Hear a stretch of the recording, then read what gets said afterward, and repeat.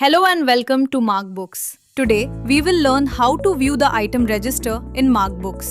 First, go to the dashboard. Now, click on Master from the left side menu, then go to Inventory Master and select Item Master. Or, go to the Reports menu, click on Inventory Reports and select the Item Ledger option. The item list window will open. In the search bar at the top, type the name of the desired item and press Enter.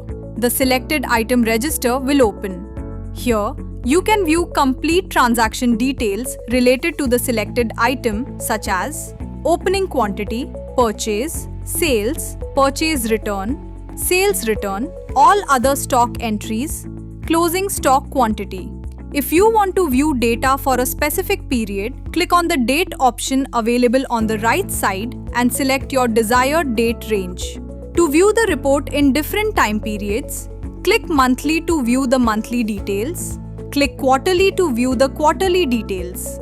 If your item is available in multiple godowns, use the store drop-down available at the top. When you select a specific godown, all the entries and the closing stock for that godown will be displayed. If you select All Store, transactions from all godowns along with the total closing stock quantity will be displayed.